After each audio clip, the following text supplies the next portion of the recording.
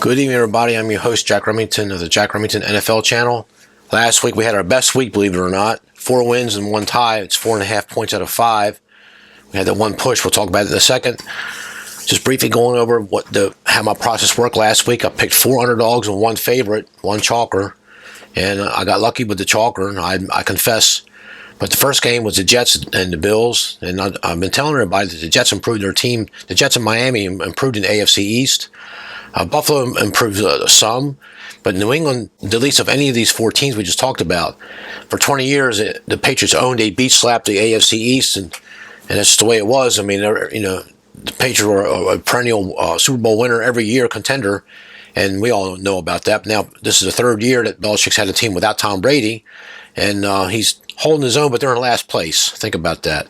But they just beat the Jets in a hard-fought game. There was a pick 6 that was called back when they played, and that kind of saved the day, in my opinion, for the Patriots. But I've been telling people the Jets have improved. They got the 4 down linemen pass rushing in the NFL. They surpassed the Tennessee Titans with pressures and sacks. The Jets are a team to watch out for. They could very well win the AFC East. They already beat Buffalo once. If they beat them again and they keep winning some games here, they're going to win the AFC. You heard it here first. I'm trying to do a straight cut on the editing now. That first minute in the video, I got to cut it. So you heard it here first. Save this video. The second game we won, we had the Commanders plus 3.5 playing the Vikings. And the game was pretty competitive, and the Commanders were looking a little better. I think Heineke, he doesn't have the bomb that Aaron Rodgers or Joe Flacco or some quarterbacks that got that big arm. But he's a good downfield medium passer. Reminds me of Dak Prescott in a way. Doesn't have the big bomb pass, but he can hit the medium range passes. That's something that Kurt Warner couldn't do. Kurt Warner had the screen passes. Kurt Warner had the pitch outs. Kurt Warner had the deep bomb, but he didn't have the medium game. Tom Brady and Peyton Manning and Drew Brees, they had it all, and Aaron Rodgers has it all. So enough about quarterbacks, but we're playing numbers here, and I took the 3.5. And so I finally won a half-point game, and because I kept pissing and moaning about how I lost 4 those half-point games, when I won 1. Next game, we had the Falcons plus 3 home dog, and they were playing the Chargers. And the Falcons missed a field goal. They fumbled the ball, the 2-yard line, all this thing, penalties at the wrong time. Yeah, the Falcons could have won the game, but we got a push, so we'll take it. We get half a point. The Chargers, Herbert, they look pretty damn good. The next game, the only chalk we had the Bucks minus 2.5 numbers game. Okay, if it was 3, I wouldn't have taken it, or I wouldn't have laid the chalk, and I wouldn't have taken the Rams either. But 3.5, I'm taking the Rams. And guess what? We got another half-point win all in the same week. So, and I feel very fortunate. They went for a 3rd and goal with 1:55 left, and they already burned a timeout. And Brady, the guy, dropped the ball in the end zone. It was a 4th down. He dropped the ball in the end zone. I thought, well, that's the end of that. Went back to work and had to put the cell phone away. And we're driving home, and Tom Brady with 9 seconds left made some pass, and they won the game by 3 points. So we'll get to the Bucks in a second. The last game, Titans, was just too many points. I know they were starting that other quarterback, but they pound the ball with Derrick Henry, which keeps the scoring down per se. The Titans should have won the game. That's on Vrabel. He's got to figure out the second half. The Tennessee Titans has the lowest scoring in the 4th quarter of any team in the NFL, and they may have set the record for first half of a season. So he's got to figure that out. He's got to figure out how to keep the pedal to the metal. But they should have won that game in Kansas. I mean, I know we won, and we're happy with that. But when you're on your horse track and you're jockeying your horse around the track, you want it to come in, regardless of one place or show. It's human nature. You want your horse to win. So 4.5 points. We gained a little bit of ground. Some of these guys, but there was a few people that had perfect scores. They got 5-0, and we understand that. Okay, this week's games, and I'm going to try to keep them in rotational order. Forgive me if I don't do it, but the reason why I have to turn my picks in early and I'm making this video, I'm trying to do a straight cut, no cut. I may have to make the 1 cut. We're taking the Tampa Bay Buccaneers minus 2.5 again, playing the numbers game. If it's 3.5, I don't like it. 2.5, I'll take a chance on my chalk here. This wasn't here yesterday, and I'll give you my word of honor. It's a Seattle versus Tampa Bay, and it's got neutral. This wasn't here on this covers.com yesterday, or else I would have screenshot it, but I didn't. Long story short, I'm taking Tom Brady this matchup because they showed me something last week. They were dominated by the Rams. They were losing practically the entire game. I mean, I think they started with a 3-0 lead, and then the Rams scored a touchdown, and they were behind almost a wire-to-wire finish for the Rams. And it would have been somewhat of a minor upset because the Rams need a game too. The Rams are the Super Bowl champs. This game in Germany, it's the last NFL game for overseas, our teams, American teams. And it's got a Super Bowl feel to it. In London, yeah, it's been in your mindset for several years now, and it's okay. But I think this is where I'm handicapping this game. Okay, it opened Tampa Bay -1, bet down minus Tampa Bay -2.5. Some money has coming on Tampa, 53-47, but on the spread.com, got a different score on the insights.com. It's 61% versus 39%. So 61% of the money on this insights.com's got Seattle getting the money. So we'll see. I just think that there's enough interest there. We're going to lay to 2.5, and we're taking Tom Brady in the big game. Last week showed he still got it.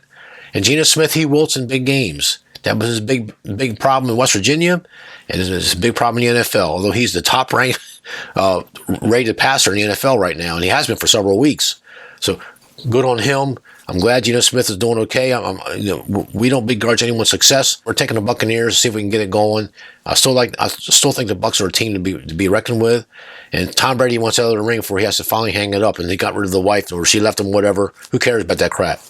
The next game, in rotational order, we got the Jaguars plus 9.5, and they're at the Kansas City Chiefs. I know Kansas City is a scoring machine. Their offense is very, very good. I can sit here and spout about Kelsey and getting open and do all that. We all understand what Kansas City is all about. But their special teams and their defense and their coaching is suspect. The Jaguars and Tennessee are very similar to me. They pound the ball. Now Lawrence he's all over the place, but he's young. I think 9.5, again, is too many points. Remember a few years ago when the Chiefs were winning all those games in a row, 6, 7, 8, 9 games in a row? They covered one time. Okay, they covered one game by the spread. I think 9.5 is like Tennessee Titans last week with that second string quarterback, Willis, I think his name is. I think the Jaguars Jaguars may have turned the corner. They were down 17-0 halftime at the Raiders, and they come back and won that game. So that's showing something. Maybe they hit a wall. And then they started losing some games and a couple close games. They lost to Houston Texans at home. But now maybe the Jaguars got it back. I mean, who knows? Could have been offensive line injured. The center could have been injured. And we're on the outside looking in. They got all the information. That's why the eye test is so important. I haven't been able to watch a game in 2 weeks. And I won't be able to watch them tomorrow either. Something come up with the house. But back in the studio, it's the first step. We're taking Jaguars plus 9. Let it fall where it will. It's got Kansas City's getting 84% of the money versus 16% versus the sportsinside.com. But on covers.com, we have a different story. So suffice to say, Kansas City's getting a lot of money. The opener was 10. Now it's down to 9.5. On covers.com, it's got Kansas City 64%, Jacksonville 36%. So on both sides, Kansas City's getting at least 2/3 of the money. I like the contrarian approach. I think Jacksonville's going to pound that ball. And I think they got a decent chance to win the game outright. They're going to do the job where they saw how Tennessee foundered in the second half and couldn't get the job done. So Doug Peterson's a great coach. I mean, people are questioning him, but you know what? I'm sticking with him until I see otherwise. The next game on the schedule, we are taking Tennessee Titans, and we've got 3 chalkers, 3 favorites, and 2 underdogs this week. The Tennessee Titans hosting Denver Broncos minus 2.5. So I think line makers might have made a little mistake here. The Broncos got a bad offense, and I know Tennessee's got that quarterback play. But I also had God tell me that Tannehill's going to play, so that's good for the Tennessee Titans. And they're going to repeat the same formula whether Tannehill's in or not. Tannehill may be playing hurt, good enough to get suited up on the field, but is he going to be that effective? And the other team knows it, so they're going to stack the box. And they're going to dare him to beat him. Well, if he can't, and he knows it, they'll just pound the ball with Derrick Henry. I mean, Henry's starting to get a lot of steam. I like the running team in the spot. They're home. They had an embarrassing loss with the game that they should have won against Kansas City. I mean, but the team's going to be brimming with confidence. And the Broncos, I understand that Hackett's on a hot seat. And I heard it 2 weeks ago, but I heard a real strong whisper last week. I talked to my friend in Vegas, the betting guys that I was with years ago. These guys get information like no other. They think that if they lose this game here, I think Hackett's finished. They're not going to give 100%. Why should they? Think about it. So, and the Broncos, they got overrated defense. Oh, they got that top. No, they don't have the top ranked defense. There's no real defensive outstanding unit, other than maybe the Jets. The Broncos had the potential to be the top ranked defense, but you know what? They don't have it. They got carved up by the Raiders. I've seen them look really, really bad and average at best. I just think this is a good spot for the Titans. A bounce back. They're coming off of that loss. I think whether Tannehill plays or not, I think Derrick Henry's going to pound that ball down our throats and crack this overrated defense, and we'll lay to 2.5. But we're playing numbers. I'm not laying 3 or 3.5. I'm laying 2.5. I'm picking the Titans almost as if it was a money line bet. That's how I think of it that way. I had to do it that way. The only thing I don't like about this chalk bet is that Tennessee's getting 73% of the money versus Denver's 27%. So people are loading up on the Titans.